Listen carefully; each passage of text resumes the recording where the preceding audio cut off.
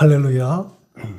자, 오늘 본문의 말씀은 그 시대적인 배경과 아덴이라는 도시, 그리고 등장하는 사람들의 면면으로 볼 때 철학적인 주제와 연관되다 보니 다소 어려운 내용이 되지 않을까 이렇게 생각이 됩니다. 그러나 본질은 같습니다. 그리고 가급적 쉽게 정리해 보도록 하겠습니다.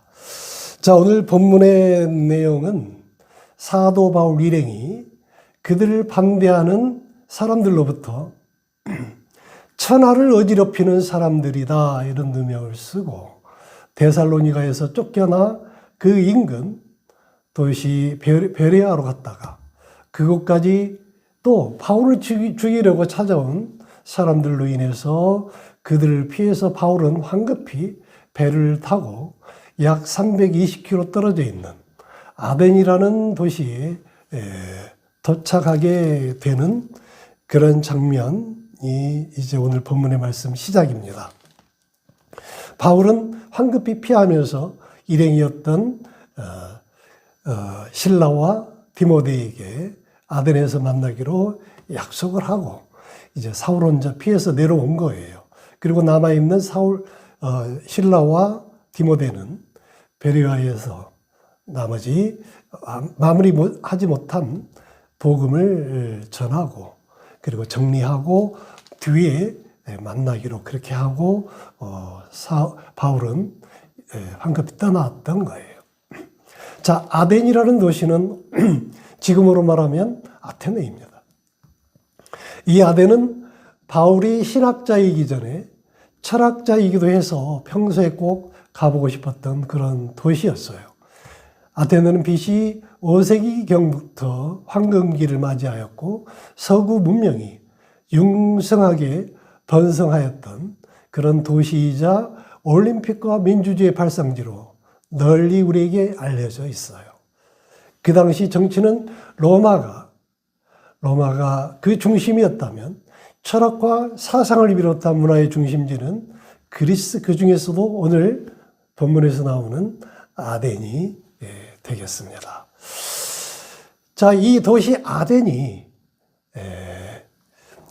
아리스토텔레스, 플라톤, 소크라테스 뭐 이런 등등의 유명한 철학자들이 그들의 철학 사상을 꽃피웠던 그런 유서 깊은 도시가 바로 이 아테네였던 것인데 이 아덴은 50여 미터 정도 되는 높은 바위 언덕 위에 아크로폴리스가 있고 아크로폴리스 안에는 또 오늘날 유네스코 세계문화유산 1호로 지정되어 있는 파르테논 신전이 있습니다.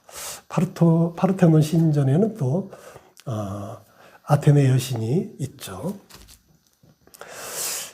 자, 아덴에 바울이 이제 도착하기 전에는 꼭 가보고 싶었던 도시가 바로 이 아덴이었어요. 왜냐하면 바울은 신학자이기 전에, 목회자이기 전에 철학자였거든요. 그래서 이 철학자들은 꼭 한번 가보고 싶었던 그런 꿈의 도시가 바로 이 아덴인데, 아테네죠. 자, 그래서 그런 호기심과 기대감을 가지고 이곳에 왔지만, 자, 바울이 그 아덴이라는 도시를 둘러보니 정말 너무 실망이 앞섰어요. 실망을 넘어서 오늘 16절 후반절에 보면 마음에 격분이라고 이렇게 표현되어져 있습니다. 이 격분이라는 단어는 헬라어로 파록스노라고 그렇게 하는데 이 단어가 성경에서도 한 번 더 등장을 하죠. 어디에서냐면 시내산에서 이제 모세가 40일 동안 금식하며 십계명을 받기 위해서 이제 올라가 있을 때 시내산 아래에 있었던 출애굽 백성들은 너무나 기다리는 것이 지루했던 거예요. 모세가 언제 올 줄 모르는 그런 상황에서 그들이 금송아지를 빚어서 만들어서 그 금송아지를 하나님이라 이렇게 모시고 그리고 열광하는 이제 그런 매일 밤을 그렇게 이제 보냈던 거죠. 그러한 장면을 모세가 이제 십계명을 받아들고 내려올 때 보게 돼요. 그리고 하나님이 경노하는, 진노하는, 분노하는 파록스노, 이 단어가 이제 그때 등장하게 되는데, 바울이 이렇게 분개하게 되었던 이유는, 자, 아덴이라는 도시는 모든 걸 갖춘 도시, 그리고 꿈의 도시, 혜택을 받은 그런 도시라고 생각을 했고, 또 아테네는 수많은 그 사람들이 아름다운 그 창의성을 발휘해서 정말로 최고의 문화를 꽃피웠던, 그리고 이제 그런 것의 대표적인 것들이 수많은 조각품들, 조각상들이잖아요. 그런 조각상들이 뭐냐면 우상이에요. 우상. 그러니까 그런 우상이 머큐리, 비너스, 바카스, 그 다음에 뭐 주피터, 아폴로, 또 아프로디테, 이런 수많은 조각상들이 이제 우상으로 이렇게 거리마다 또는 집집마다 이렇게 모셔져 있는 거예요. 그 당시 아덴의 인구가 2만 명 정도 채 안 되는데, 이 만들어져 있고 섬기고 있는 그 우상의 수가 3만 개가 넘는 이런 아덴을 보면서 그 아덴 사람들에게 주어진 하나님의 놀라우신 그 창조성, 우수한 창조성이며 그런 능력들이, 또 그 도시의 융성함, 번창함, 이런 것들이 이제 오히려 하나님을 배신하는 데 사용하는 그런 것을 보고 바울이 분개했던 거예요. 그것을 하나님께 감사함으로 이렇게 표현할 수 있는 그런 방식으로 문화가 형성된 것이 아니고, 온갖 타락과 그리고 음란으로 쩌들어져 있는 그 도시의 문화를 접하면서 이제 바울이 분개를 하고, 그리고 자, 실라와 디모데를 만나서 함께 팀을 이루어서 아덴이라는 도시에 복음을 전하기 위한 그들의 계획이 이제 흥분한 바울로 인해서 이제 어긋나기 시작을 해요. 바울은 자, 이 자기 동료들이 오는 것을 기다리지를 못하고, 이제 오늘 17절에 보면 날마다 만나는 사람들과 변론, 디베이팅하고 또 복음을 전하는, 자, 그런 일들을 전개하기 시작을 합니다. 자, 그리고 이제 바울이 매일같이 만나는 사람마다 전하는 그 복음을 듣는 많은 사람들에게 수많은 논란이 일어나요. 복음의 능력이 일어난 거죠. 그래서 많은 사람들이 은혜를 받기도 하지만, 또 많은 사람들이 이거 무슨 해계망측한 소리냐, 처음 듣도 보다 못한 이상한 그런 이야기를 바울이라는 사람이 전하고 있다더라. 자, 이런 소문들을 들었던 그 18절에 에피쿠로스 그리고 스토아 학파의 철학자들이 그 소리를 들어요. 그리고 바울을 만나러 갑니다. 자, 여기에서 나오는 에피쿠로스 학파와 스토아 학파는 당대 철학의 양대 산맥을 이루고 있는 그런 철학이죠. 그 양대 산맥을 이룬 그 철학의 본류를, 또 그 중심 인물들을 이제 바울이 만나서 이제 18절에 그리고 19절에서 이제 쟁론이 벌어지게 되고, 쟁론을 이제 전개하면서, 이때까지만 해도 토론, 디베이팅인데, 바울의 해계망측한 소리를 들은 그 철학자, 철학 학파의 대표들이 이제 그를 어디로 데리고 가냐면 아에로바고라고 하는 법정으로 데리고 갑니다. 이 아레오바고라는 이 법정은 어떤 법정이냐면 높이가 115m 정도 되는 바위 위 언덕 아래에 야외에 설치되어 있는 그런 법정인데, 이 아레오파고에서 400년 전에 소크라테스도 거기에 세워졌어요. 그리고 그 자리에서 소크라테스는 사형 판결을 받고, 그리고 사형이 집행되어지는 바로 그런 자리에 바울도 세워지게 된 거예요. 두 학파의 철학자들 대표들이 세운 거예요. 자, 그리고 19절에서 뭐라고 하냐면, 자, 너의 새로운 가르침이 무엇인지 한번 얘기해봐라. 그리고 우리를 설득을 시켜봐라. 자, 그렇게 이제 도발을 합니다. 그 이유는 뭐냐면, 지금까지의 정황, 그리고 함께 책론을 나누면서 들었던 이야기만으로도 사도 바울은 이제 소크라테스와 같이 거짓 신을 숭배하는 사람이고, 또 그 당시 아테네가 국교로 정하고 있는 그러한 종교를 무시하는 그런 죄목으로 사형을 집행해야 마땅하다고 생각을 하고 그 자리 법정에 세운 거죠. 소크라테스가 그렇게 죽었듯이 똑같은 제목으로 이제 사도 바울을 몰아가는 거예요. 그리고 이제 오늘 본문 24절, 26절과 같이 이제 변론하게 만듭니다. 자, 이 24절에서 26절까지의 이 말씀은 아레오바고 설교라고 사도 바울의 유명한 설교 중에 하나예요. 자, 이 설교의 내용은 철학자들을 대상으로 하는 것이기 때문에 굉장히 심오하고 깊은 철학적 의미가 담겨져 있는데, 이 속에는 세 가지 질문이 던져지고 또 답하게 되고 디베이팅하고 이런 식으로 전개가 되어져요. 자, 여기에서 사도 바울이 그들에게 던진 세 가지 질문은 아주 유명한 질문인데, 이 질문의 내용은 모든 철학과 모든 종교에 되는 근간이 되는 것이에요. 우리 인생의 중요한 단초이기도 해요.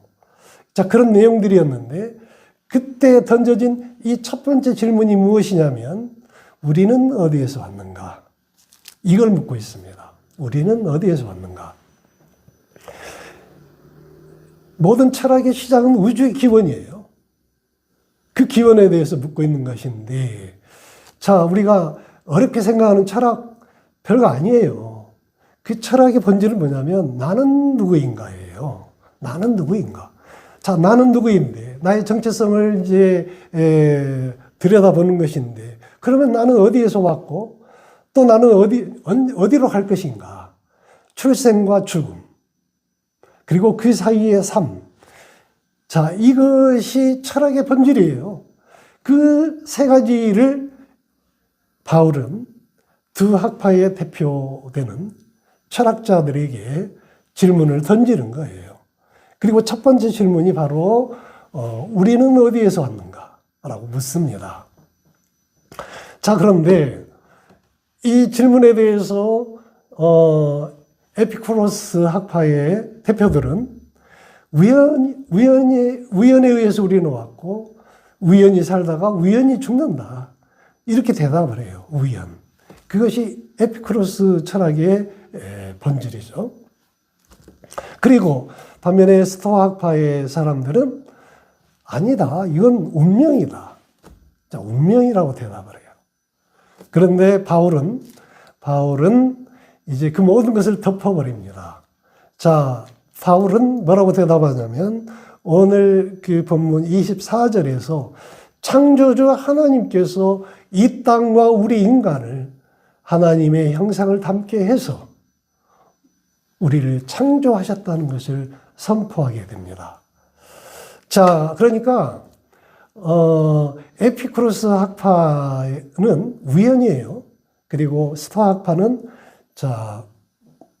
운명이라고 했는데, 그 운명은 어떤 운명이냐면 로고스예요. 이 로고스를 우리가 이제 해석하다 보면 뭐 진리, 이성, 주로 이성이라고 해석하는데, 이성으로 설명이 안 돼요. 그리고 진리라고 해도 설명이 잘 안 돼요. 그런데 이거를 이제 전문가들, 학자들은 절대적인 힘이라고 이제 규정을 합니다. 그러니까 그 로고스는 절대적인, 알 수 없는 그런 힘인데, 이 로고스를 해석하는 거에 따라서 수많은 의상들이 등장하는 것이죠. 그러니까, 자, 그 로고스는 주피터다. 그러면 이제 주피터라는 어떤 형상을 만들어 놓고 그 주피터를 섬기는 거예요. 비너스다. 비너스를 세워서 섬기고. 그리고 뭐 아폴로다. 내지는 뭡니까? 여러 가지, 바쿠스다. 바카스다. 바카스는 우리가 아는, 우리가 지금 현재 마시는 음료. 그 바카스는, 어디죠? 그렇죠. 안디옥이라는 도시에 성행되어 있는 음란한. 그래서 그 바쿠스 신을 섬기는 그들은 성전에서 실제로 예배를 드리면서 여사제와 성도들이 그런 파티를 하는, 음란 파티를 벌이는, 실제 리얼하게 벌리는, 자, 그런 타락과 향락을 즐기는 문화로까지 이렇게 성장하게 돼요. 그렇게 또 유행하게 되고요. 그리고 이런 문화가 아덴에 아주 넘쳐나게 되었던 것이죠. 그런 걸 보고 사도 바울은 분개했던 거고요. 그리고 또 그런 내용에 대해서 오늘 이제 세 가지 질문을 가지고 사도 바울과 철학자들이 대결을 벌이는 것입니다. 자, 우연일까요, 과연? 여러분들이 이 시간에 이 자리에 와 있는 것 우연일까요? 절대 우연이 아닙니다. 자, 하나님의 섭리에 의한 것이라고 보면 됩니다. 우리 핏줄 하나만 봐도 결코 우연일 수가 없어요. 우리 몸 안에 들어있는 핏줄은 무려 그 길이가 얼마나 된다고 했죠? 전부 다 그 길이를 합해보면 지구 2바퀴나 돌릴 수 있는 엄청난 길이라는 거예요. 그런데 그런 길고 긴 핏줄에 작은 심장 하나로 피를 곳곳에 빠짐없이 이렇게 보낼 수 있는 우리 인체, 이런 생체의 신비는 우연으로 설명할 수가 없고 로고스로 설명할 수가 없어요. 그것은 놀라운 하나님의 창조성, 하나님 말고는 설명할 길이 없습니다. 자, 오늘 본문 24절부터 26절까지 다시 한번 살펴보도록 하겠습니다. 24절, 우주와 그 가운데 있는 만물을 지으신 하나님께서는 천지의 주제시니 손으로 지은 전에 계시지 아니하고. 아멘. 자, 이 말씀을 우리가 나누기 전에 첫 번째 질문, 우리는 어디로부터 왔을까? 이거를, 자, 두 학파의 대표자들은 그렇게 설명을 했고, 바울은, 자, 하나님으로부터 비롯된 것이다라고 이렇게 설명을 했는데, 여러분들은 어떻게 대답을 하겠습니까? 자, 우리는 어디로부터 왔을까요? 당연히 우리는 하나님으로부터 왔습니다. 하나님의 사람이니까요. 자, 따라서 우리는 우연히 왔다가 우연히 사라지는 존재가 아니기 때문에 이 땅에서 우연히 기대어서 우상을 숭배한다거나 우연에 기대어서 그냥 즐기다가 사라지는 그런 존재일 수는 없는 것입니다. 우리는 하나님 나라의 백성으로 하나님께서 우리에게 부어놓으신 그 사명을 쫓아 그 비전을 따라서 그 목적을 온전히 이루어 드릴 수 있는 길을 찾기 위해서 부단히 엎드려 기도해야 하는 우리 모두가 되어야 될 줄 믿습니다. 아멘. 아멘입니다.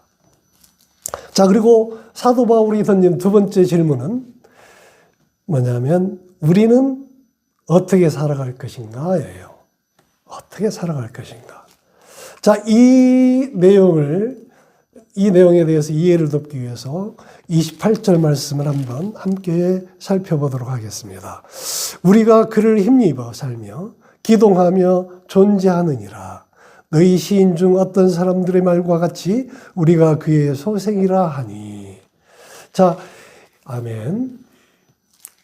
자, 여기에서 우리가 그를 힘입어 살며 라고 되어 있는데, 자, 그를 힘입어. 누구죠? 하나님. 그를 힘입어 살며 기도하며 존재하는 존재가 우리인 것이에요. 자, 우리는 이 땅에 무의미한 쾌락을 추구하지 않고 이 땅에 정해져 있는 운명을 믿으며 그것에 순응하는 인생을 살아가는 존재가 아니에요. 아니, 우연을 우리가 왜 또 우연에 가까운 운명을 쫓는 그들 철학자들과 같은 그런 믿음을 우리는 조금도 따를 이유가 없습니다. 28절에 나와 있는 이 말씀처럼 우리는 하나님으로 힘입어 그분으로 인하여 더욱 기도하며 그분이 이끄시는 대로 사명을 감당하며 살아가는 그러한 존재가 바로 우리들인 것입니다. 아멘. 아멘입니다. 여러분들이 이 자리에 있는 것도 결코 우연이 아닙니다. 하나님의 섭리 안에 있는 것이죠. 우연을 믿는 것과 하나님의 섭리를 믿는 사람들의 삶은 완전히 다를 것입니다. 하나님의 섭리를 믿는 사람들은 하나님이 주시는 힘으로 그 힘으로 말미암아 기도하며 더욱 힘차게 나아가는 그러한 삶을 사는 주인공이 다 될 것이라 믿습니다. 따라서 여러분 성령으로 충만하시고 말씀으로 충만하시기를 예수님의 이름으로 축원합니다.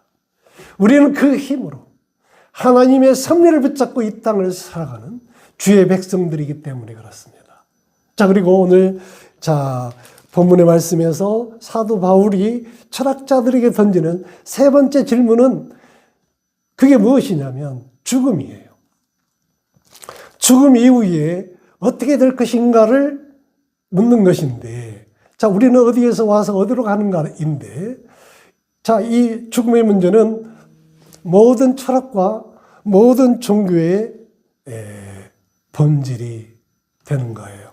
최종 종착지예요. 자, 최종 종착지인 이 죽음의 문제를 에피쿠로스 학파 이 철학자들은 그냥 우연히 살다가 우연히 죽고 소멸하면 된다는 거예요. 또 스토아파의 사람들은 운명으로 받아들이고 살다가 아프면 그것도 운명이라 생각하고 그리고 병원에 갈 것도 없이 약을 먹을 것도 없이 그냥 죽으면 된다는 참 그런 철학을 그런 주장을 하고 있는 거죠. 실제로 이 스토아 학파를 창시했던 그 창시자 제논이라고 하는 창시자가 있어요.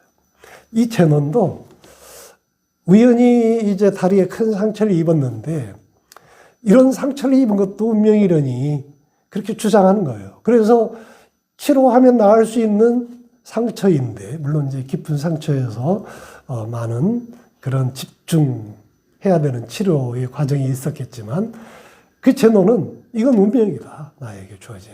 따라서 이걸 방치하다가 그냥 고통 가운데 그렇게 숨을 거둔 자 그런 철학이 스토아 학파인데 그런데 사도 바울은 아레오파고 이 설교에서 자 뭐라고 주장하냐면 죽음은 끝이 아니라 죽음 이후에야 진짜의 삶이 비로소 시작이 되어지는 것이다라고 말씀하고 있습니다. 31절 말씀 보실까요? 이는 정하신 사람으로 하여금 천하를 공의로 심판할 날을 작정하시고 라고 말씀해 주고 있습니다. 자, 믿지 않는 사람들에게는 자, 심판의 날이 어떤 날일까요? 가장 처참한 날이겠지만 믿는 사람들에게는 가장 영광스러운 날이 심판의 날, 죽음을 맞이하고 나서예요. 그러니까 자, 에피쿠로스 학파의 사람들처럼 우연히 살다가 소멸하면 다 끝이다 라고 주장하는 그 사람들의 논리에 의하면은 죽으면 끝이기 때문에 자, 살아있을 때 한 살이라도 젊었을 때 마음껏 즐겨야 돼요. 마음껏 향락을 누려야 돼요. 그러다 보니 바쿠스와 같은 그런 참 말도 되지 않는 그런 신을 섬기는 사람들이 쏟아져 나온 거고 수많은 사람들이 자 그런 음란에 그리고 그런 죄악 가운데 타락하게 되는 그런 문화를 보여주게 되는 것이죠. 오늘날에도 에피쿠로스 철학이 뭐 이렇게 확산되어 있는 것은 아니지만 그런 사고를 가진 사람들이 너무나 많아요. 그런 철학이 있고 없고를 떠나서 알고 모르고를 떠나서 자 죽으면 다 끝인데 무엇 때문에 우리가 그렇게 힘들게 사냐 그냥 마음껏 즐기자 이런 사고가 만연되어가는 현대사회에 더욱 만연되어가는 자 그런 문화가 있는가 하면 자 로고스다 라고 주장하는 사람들처럼 이제 자기들이 생각하는 진리 자기들이 생각하는 절대자의 것들을 만들어서 섬기면서 그리고 그 절대자 그 섬기는 우상들의 어떤 제시된 그런 방향성에 맞는 그런 생활로 마음대로 즐기고 사는 자 그런 것들을 바울은 이제 오늘 세 번째 질문을 이제 던지고 답하면서 다 덮어버리는 거예요. 자 그래서 사도 바울 이 아레오바고 설교 이후에는 모든 철학들이 사라지게 돼요. 그리고 기독교 철학으로 이제 모든 철학의 근간을 이루어가는 스콜라 철학, 교부 철학, 근대 현대 철학, 그래서 이후에 등장하는 수많은 그런 철학자들, 헤겔, 니체, 데카르트, 또 누가 있나요? 자, 스피노자, 칸트, 이런 모든 대부분의 철학자들의 그 주장은 하나님이 있고 없고에 대한 그런 논란이 반복되어지고 르네상스 마찬가지잖아요. 자, 이런 모든 철학의 근간을 이룬 그런 새로운 흐름은 다시 말해서 에피쿠로스 학파와 스토아 학파를 다 아울러버리고 덮어버리고 새로운 그런 철학이 시작이 되어진 것은 바로 사도 바울의 오늘 세 가지 질문을 던지고 답하는 과정을 통해서 이루어지게 되는 거예요. 그래서 자, 이 철학자들은 아레오바고 법정에 세워서 사도 바울이 잘못 얘기하면 처단을 하려고 그 자리에 세웠는데 오늘 본문의 말씀 33절에 보면 바울이 말을 마치고 모든 설교를 마치고 유유히 떠나는 장면이 나와요. 그러니까 다들 멍 때리고 떠나는 바울을 지켜보고 있는 거예요. 그리고 34절에 보면 자, 그 중에 아레오바고를 관리하는 디오누시오라는 사람 그리고 다마리라 하는 여자를 비롯한 그 자리에 있었던 많은 철학자들이 사도 바울의 그 진리가 담긴 그런 설교를 듣고 감동을 일으키고 은혜를 받고 진리를 받아들이고 그렇게 변화되어지는 놀라운 그